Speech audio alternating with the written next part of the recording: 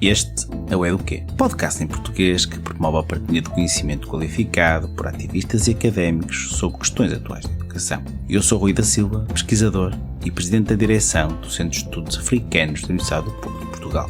Hoje damos início à segunda temporada do Eduquê. No ano passado conversamos com diversos académicos e ativistas que nos trouxeram um panorama das grandes questões da educação em língua portuguesa. Este ano queremos focar ainda mais em pensar o que é possível fazer para fazer frente a esses problemas, quais são as iniciativas que vêm das margens, apresentando novos ou mesmo antigos caminhos que poderiam ter maior visibilidade. Temos muito boas conversas pela frente, espero que gostem. Outra novidade sobre esta temporada é que por vezes vamos revezar como anfitriões. Como devem saber, a agenda da Academia e ativismo não para e, para facilitar o fluxo das gravações dos programas, nem sempre estaremos eu e a Andressa juntos. Mas, somado a isto, nesta temporada queremos ouvir mais de vocês. Estamos a lançar o nosso Twitter, podem nos encontrar em EducPodcast e queremos saber as vossas opiniões sobre os episódios, perguntas, bem como os temas de interesse. Estamos à vossa espera. Bem, mas sem mais delongas, vamos ao episódio de hoje. Então, a pedagogia das encruzilhadas, a princípio, ela nasce de uma constatação de que esses modos que se praticam no cotidiano, que são contrários a uma lógica dominante, eles marcam o não fechamento dessa guerra, mas eles também marcam possibilidades de rasura, de transgressão e de alargamento de possibilidades para o mundo outro. Connosco temos Luís Rufino, que é professor da Universidade do Estado do Rio de Janeiro do Departamento de Ciências e Fundamentos da Educação. Rufino é pedagogo, escritor e desenvolve pesquisa sobre crítica ao colonialismo, linguagens, conhecimentos e educações populares. O seu livro mais recente é Vencer Demanda, Educação e Descolonização, pela Morla Editorial. Luís Rufino, muito bem-vindo ao Eduquê. Bom dia, Rui. Obrigado pelo convite. Uma alegria estar aqui conversando com vocês. Também é um grande prazer tê-lo aqui connosco. E nós aqui no Eduquê ainda não tratamos questões sobre, por exemplo, descolonização, como tema na área da educação. Você fala que a educação é uma ferramenta da colonização, mas também que ela pode ser, juntamente, o caminho para promover a descolonização. Conta para a gente, então, qual a relação entre a sua proposta, a pedagogia das encruzilhadas, e a educação e a colonização/descolonização. Eu tenho pensado, primeiramente, a colonização como um evento inacabado. A colonização ela se configura, na minha leitura, e obviamente essa leitura é feita com inúmeros interlocutores e interlocutoras, como a instalação de uma guerra secular que não cessa. Então essa guerra ela opera em diferentes frentes, ela opera na dominação não somente da presença dos corpos, mas também no amplo investimento nas camadas sensíveis da existência. Então, primeiramente, é importante a gente pensar que não se ergue um projeto de dominação colonial sem um amplo esforço também de escolarização por parte desse projeto. E é importante também que a gente pense que não há também uma possibilidade de rompê-lo, de transgredi-lo, de uma certa forma, de confrontá-lo e ampliar horizontes de mundo também sem pedagogias que, de uma certa forma, fundamentem uma relação de operar, talvez, nos vazios, nas frestas, nos buracos deixados por esse modelo que se quer único. Então, é fundamental que a gente considere que há mais de 5 séculos o que se estabelece no mundo, principalmente nisso que tem sido chamado de Novo Mundo, nessa banda de cá do Atlântico, é uma guerra que tem como marca de uma identidade política a dominação colonial. Essa dominação colonial ela tem pressupostos, ela se fundamenta em contratualidades raciais, em contratualidade de gênero, contratualidade heteropatriarcal, uma contratualidade que fundamenta uma dicotomia humano-natureza. E é importante a gente também considerar que o que existe nesse mundo hoje, o que exercita esse mundo, o que pratica esse mundo, de uma certa forma também transborda os limites, rasura os limites impostos por esse projeto. Então, a proposta da pedagogia das encruzilhadas, ela parte basicamente de uma constatação, que a presença de Exu, um princípio negro-africano, um princípio cosmológico dos povos iorubás, transladado para as Américas e praticado aqui cotidianamente como saber, ele emerge no cotidiano, sendo praticado, sendo exercido, sendo experimentado, como a marca de uma não redenção desse projeto que se quer único, desse projeto colonial. Então, a pedagogia das encruzilhadas, ela parte de uma constatação que existem saberes cotidianos, sabedorias praticadas no cotidiano que, de uma certa forma, demarcam essa não redenção desse projeto. Na medida que marca a não redenção desse projeto, é fundamental que a gente as ouça, que a gente as estude, que a gente, de uma certa forma, se lance na disponibilidade do arrebate, da viração mesmo, desses modos, e possa, de uma certa forma, perspectivar um mundo que seja plural, um mundo que seja mais justo do ponto de vista não só social, mas cognitivamente também. Então, que amplie experiências sociais, amplie experiências de mundo e rompa, de uma certa forma, com essa tara, com essa obsessão cartesiana de se erguer como um único caminho possível. Então, a pedagogia das encruzilhadas, a princípio, ela nasce de uma constatação de que esses modos que se praticam no cotidiano, que são contrários a uma lógica dominante, eles marcam o não fechamento dessa guerra, mas eles também marcam possibilidades de rasura, de transgressão e de alargamento de possibilidades para um mundo outro. Então, a partir dessa constatação, eu vou, de uma certa forma, investir, elaborar todo um projeto político, poético, eu chamo poético, que também para chamar epistemológico, né, mas prefiro apostar na poética, e um projeto ético, educativo, pedagógico, que possa lançar mão, lançar caminhos de propostas mesmo que contrariem a lógica da dominação colonial. Então, a perspectiva da descolonização, ela parte como uma perspectiva de contrariar a lógica dominante, alargar possibilidades de mundo, alargar gramáticas, e, de uma certa forma, reivindicar outras presenças e modos de saber. Exato, então com esta proposta, como nos disse agora, é política, poética e ética, não é? E esta questão poética faz-me lembrar um trecho de um poema de Fernando Pessoa, que é aprender a desaprender. Então, se calhar na sua proposta, a encruzilhada não é um beco sem saída, mas é uma forma de possibilidades de caminhos e que nos obriga a aprender a desaprender o que já sabemos. Será isso? De uma certa forma, sim, Rui. É importante que a gente considere que, por exemplo, a encruzilhada, ela emerge como a própria corporeidade de Exu, né? Exu, um princípio explicativo de mundo, um princípio que fundamenta o mundo, um princípio que, de uma certa forma, escreve modos de saber, possibilidades de experimentação do mundo. Um princípio negro-africano, um princípio que é transladado na diáspora, é reconstituído, ressemantizado nas Américas e opera na vida comum. Então é importante a gente demarcar isso. Exu não é uma metáfora. A encruzilhada não é uma metáfora. A encruzilhada é um conceito praticado cotidianamente. Exu versa desde a presença de tudo que pode ser criado, de tudo que, de uma certa forma, existe, de tudo que, de uma certa forma, estabelece relação. Então, ele emerge como um fundamento ontológico do grande corpus de sentido, de percepção de mundo dos iorubás e também presente no Novo Mundo. Exu participa ativamente de todo e qualquer processo de conhecimento, todo e qualquer processo de aprendizagem. Então, ele está vinculado também a um princípio epistemológico. Exu diz acerca da linguagem, das possibilidades de comunicação, de inscrição de sentido. Ele diz acerca de um princípio semiótico. Exu fundamenta uma ética responsiva. Ele diz acerca da relação, ele diz acerca dos modos de vir a ser. Então, ele fundamenta também uma política e uma pedagógica. Exu, de uma certa forma, é um signo complexo que compreende, basicamente, tudo aquilo que, de uma certa forma, está presente no humano, vamos dizer assim. Não à toa, nas tradições dos terreiros brasileiros, no continente africano também, se diz que ele é a divindade mais próxima dos humanos, né? O seu caráter é muito próximo à potencialidade humana. Então, é importante que a gente considere o seguinte: a encruzilhada, ela vem como uma disponibilidade conceitual, não somente para a gente pensar a diversidade, e ela é extremamente oportuna, porque a gente está falando de um mundo que é obcecado por linhas retas, padece de uma obsessão cartesiana,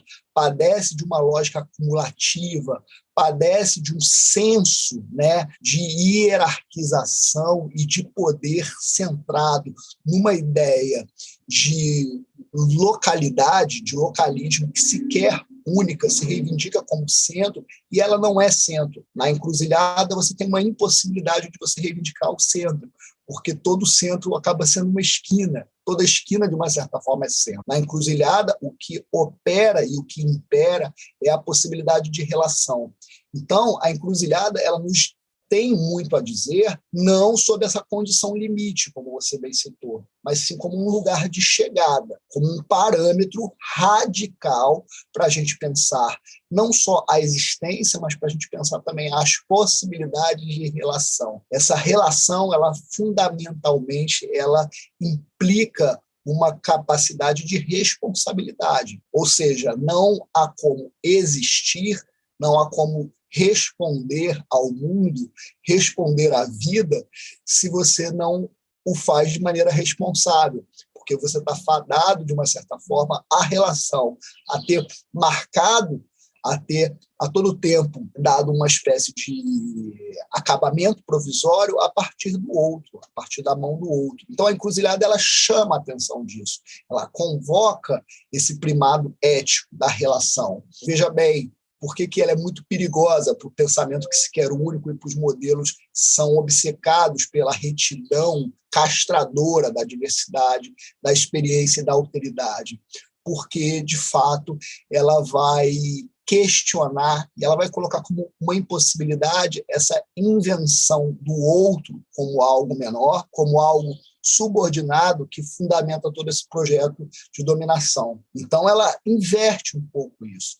A encruzilhada, ela está vinculada diretamente aos princípios explicativos de mundo de Exu, mas ela diz muito para a gente acerca de um mundo que, primeiramente, não está acabado. Ele ainda está a ser inventado e ele precisa ser praticado, exercitado, experimentado com uma responsabilidade, com uma capacidade de responsabilidade na relação, nessa própria dimensão, esse próprio caráter radical dele como algo ecológico. Exato, e então esta ideia de temos que desaprender algum deste conceito a partir da mesmo quando olhamos para a encruzilhada, muitas vezes como sinónimo de beco sem saída, e neste caso a encruzilhada tem outro significado, não é? Perfeito. E para pegar esse gancho realmente da desaprendizagem, é fundamental que a gente trabalhe com a dimensão de que a encruzilhada nos instaura a dúvida. A dúvida, ela opera como um elemento potente para a condição de exercício de responsabilidade. Veja bem, Rui, a gente está falando de um lugar que não pode se reivindicar como sendo a última verdade das coisas. Essa é a máxima que Exu nos ensina. Nesse sentido, é fundamental que a gente, para considerar que o mundo não está fadado ao fim, como diria o Ailton Krenak, que ele não está fadado, de uma certa forma, a acabar, e isso depende fundamentalmente das nossas ações, da capacidade que a gente tem de se disponibilizar para ele, de uma certa forma de se comprometer com ele, é fundamental que a gente instaure realmente uma dúvida acerca daquilo que nós podemos fazer aqui, daquilo que nós somos, daquilo que a nossa capacidade, de uma certa forma, exerce nesse mundo, porque a gente vem construindo uma ideia, de uma certa forma, de sermos maiorais. E isso talvez seja um tanto quanto equivocado. É importante, nesse sentido, a gente se lançar, sim, a uma desaprendizagem. Essa desaprendizagem, veja bem, ela tem basicamente um senso político de rompimento com uma métrica dominante, ou seja, de explorar outros caminhos, de investir naquilo que foi produzido como esquecimento, de investir naquilo que foi, de uma certa forma, lançado às margens como algo menor. Essa desaprendizagem, de um ponto de vista pedagógico, ela tem um esforço esforço de produção de giro enunciativo. Não há giro, não há virada epistêmica, virada no campo do saber, sem que a gente reconheça que essa virada ela é fundamentalmente étnico-racial, ela é fundamentalmente linkada a um giro dos padrões de dominação que perpassa, ou seja, o gênero, o sexismo, a dicotomia humano-natureza, né, o caráter antropoceno desse mundo.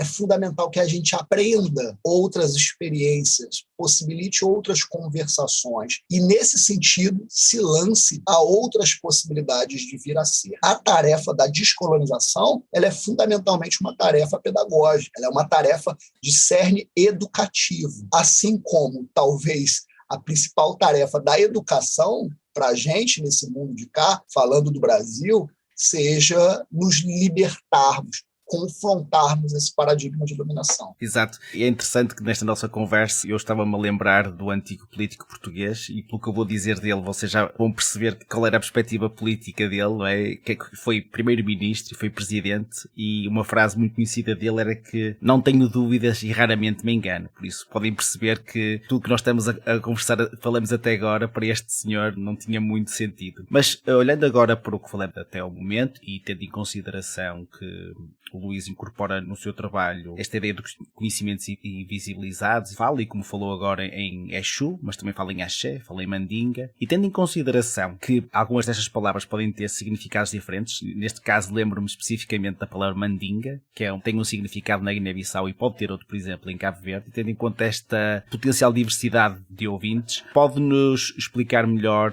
para este público diverso que fala a língua portuguesa, como é que isto se dá? Já falou um pouco, mas pode-nos explicar melhor, então, o que quer dizer nos seus escritos, quando fala, por exemplo, em Mandinga ou Exu?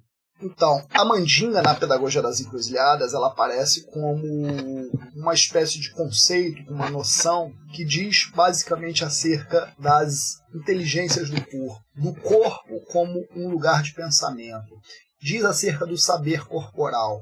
Então, veja bem, Rui, é importante que a gente, de uma certa forma, marque que esse grande investimento de produção de terror, de violência, de aniquilação, de desvio existencial, de esquecimento por uma métrica dominante, ele vai operar em inúmeras frentes. Então tem uma frente epistemicida, uma produtora de quebra, de desmantelo cognitivo, de desarranjo das memórias, que de uma certa forma infere nesses complexos de saber dos povos, que de uma certa forma são afetados pela lógica dominante. E é importante que a gente diga que existe, articulado a isso, uma esfera semiocida, um assassinato das linguagens maternas, das formas de comunicação.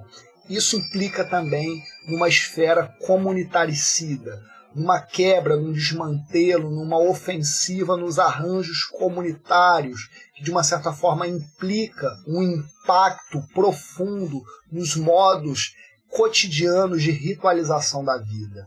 Quando a gente chama atenção para a Mandinga, a gente está falando de que existe um saber, de que existem modos de inscrição desse saber, modos de ritualização da vida, que eles escapam a uma lógica de uma chamada escriturística. Eles são expressos, comunicados, aprendidos via outras textualidades. Então, é importante, por quê? Porque quando a gente chama a atenção da Mandinga, a gente está falando a atenção de que essa Mandinga ela não se faz, ela não se manifesta, esse saber que é cotidiano, que está presente nos ritos, nas relações, nas práticas comuns, sem que você tenha um suporte que seja o núcleo que concentre isso e que emane isso. Que suporte é esse? É o corpo. O corpo ele precisa ser mantido em máxima força, em sua plenitude, para que isso se manifeste.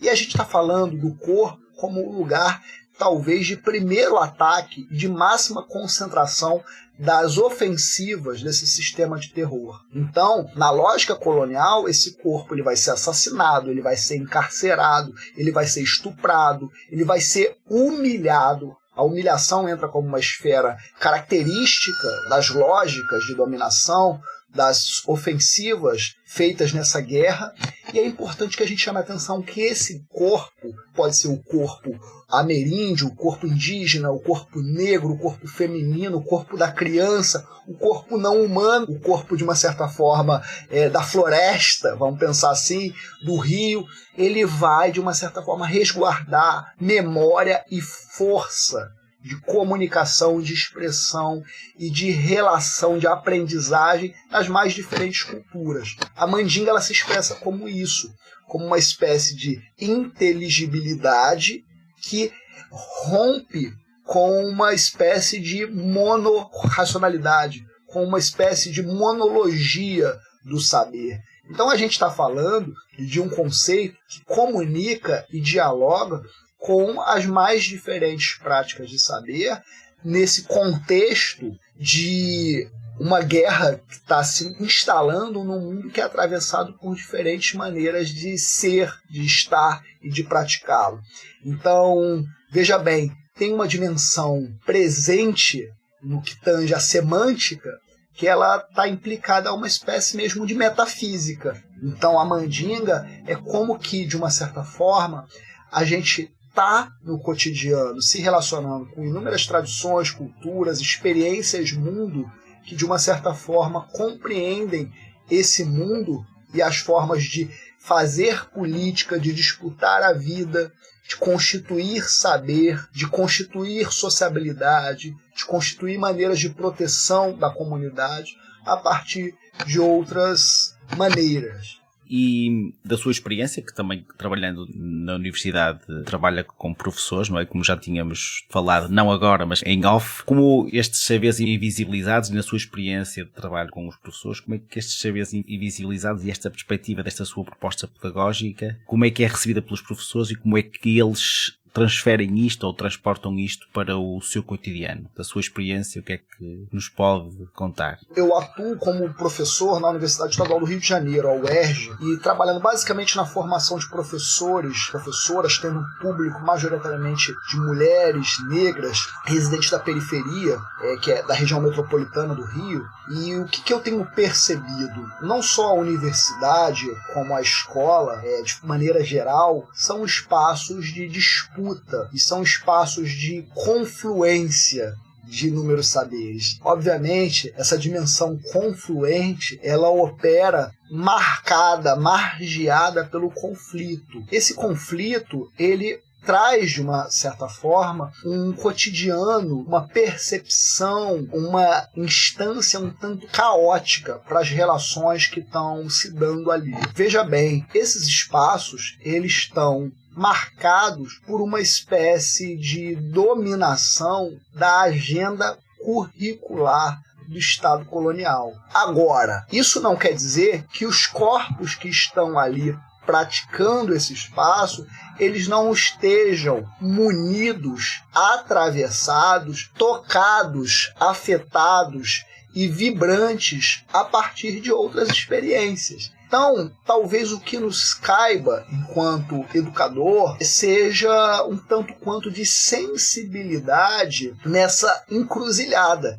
que está marcada também nesses espaços, que está marcada na presença das pessoas, que está marcada na memória familiar dessas pessoas, nas suas comunidades, nas suas práticas de saber.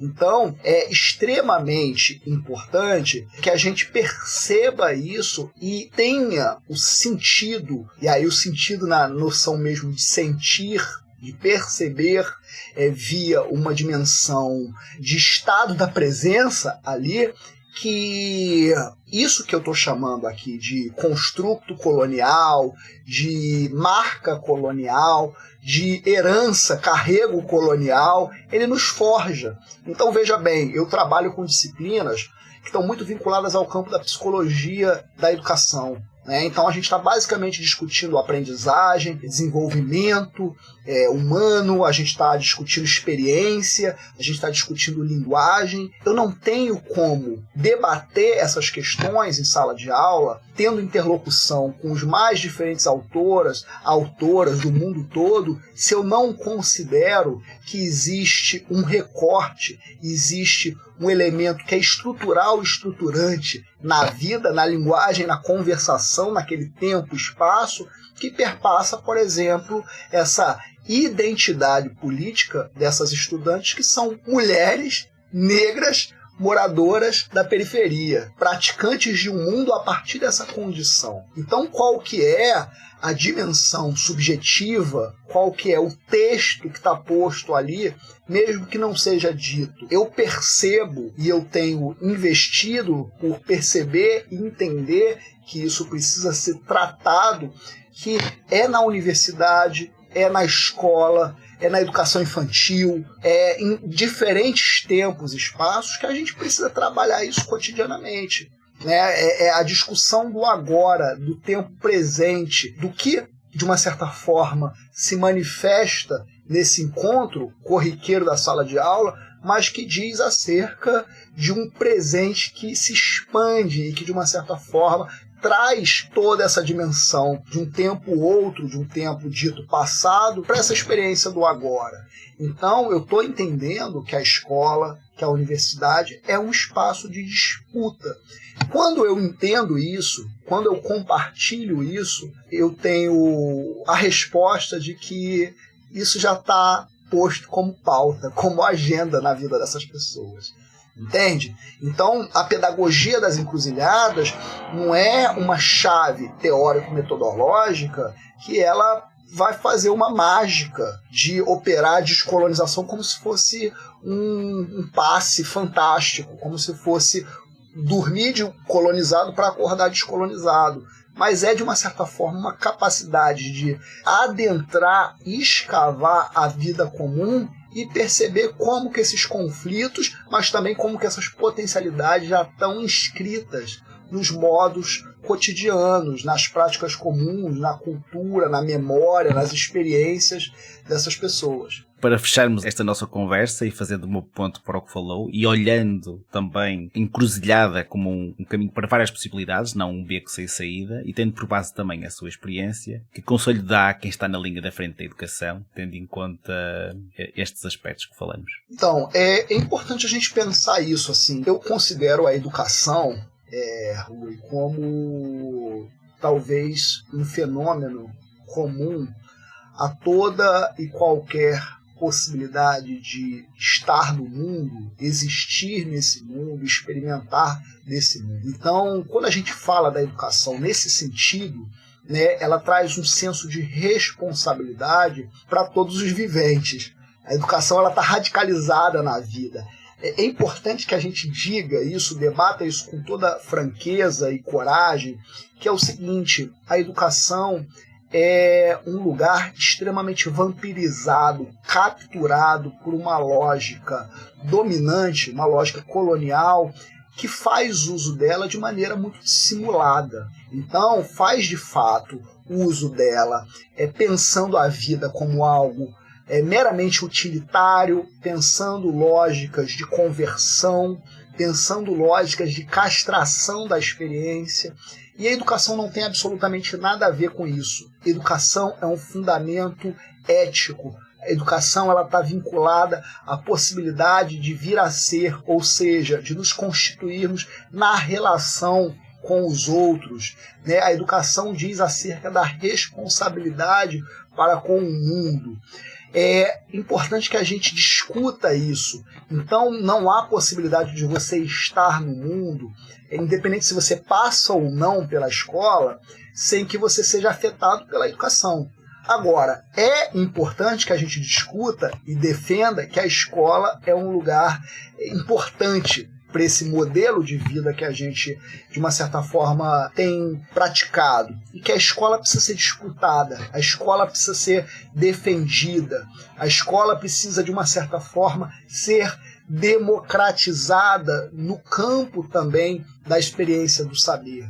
Então, o que eu tenho a dizer para quem hoje pratica a escola, seja na condição de estudante, seja na condição de profissional, seja na condição do que for, de quem atravessa ela a partir das suas redes de afeto, enfim, é que a gente pense a escola, de fato, como um lugar de batalha da vida, de disputa da vida, mas não qualquer vida. Não a vida que vai ser manifestada meramente como aquilo que eu vou ter ou aquilo que eu vou ser, mas a vida como uma instância plena, como uma instância máxima, como uma instância que a gente precisa, de uma certa forma, escarafunchar e experimentá-la, de uma certa forma prismá-la para além de algo meramente utilitário. Então, a escola hoje, ela precisa, de uma certa forma, ser investida, ser lida como um lugar, sim, de batalha, mas também como um lugar de cuidado disso que a gente carrega, né, muito manifestado por esse trauma colonial. Então, talvez o que a gente precise hoje na escola seja muito mesmo de um entendimento de que a gente não está num contexto confortável, a gente não está num contexto favorável, porque esse lugar é extremamente assombrado por esse contínuo, por isso que permanece como uma guerra mesmo, como uma política violenta, sistemática de produção, de escassez, de produção, de perda de experiência para com a diversidade e também de perda de vivacidade, de plenitude. Luís Rufino, muito obrigado por ter vindo ao Eduquê. Penso que começamos com chave de ouro mais uma temporada do nosso podcast. Obrigado por estar connosco e até breve. Obrigado, eu que agradeço, foi uma alegria conversar com vocês. Você pode aceder ao trabalho de Luís Rufino no site da Universidade do Estado do Rio de Janeiro. A transcrição deste episódio está disponível no site da campanha e traduzida para inglês no site freshchatpodcast.com. As opiniões expressas pelo programa correspondem apenas aos apresentadores entrevistados e não necessariamente representam posições institucionais de Freshed e Campanha Nacional para o Direito à Educação. Se você gostou do Eduquê, por favor faça a sua avaliação. Marque as 5 estrelinhas para o Eduquê na sua plataforma de podcast favorita. Isso nos ajuda muito, muito mesmo. O Eduquê tem produção executiva de René Simão e Bill Brandt. Mariana Caselato, José Leite Neto, Rui da Silva e Suzane Verse são produtores. A música original do Eduquê é de Joseph Minadeio, do Parton Based Music. O Eduquê é financiado pela Open Society Foundations, pela NORAD, que é a rede de políticas internacionais e cooperação em educação e treinamento, pelo Instituto de Educação da University College London e por ouvintes como você. Faça a sua colaboração em freshchatpodcast.com/donate ou em direitoaeducacão.colabore.org. Obrigado pela atenção. Aqui quem fala é Rui da Silva, pesquisador e presidente da direção do Centro de Estudos Africanos da Universidade do Porto, Portugal. Estaremos de volta no mês que vem. Até lá.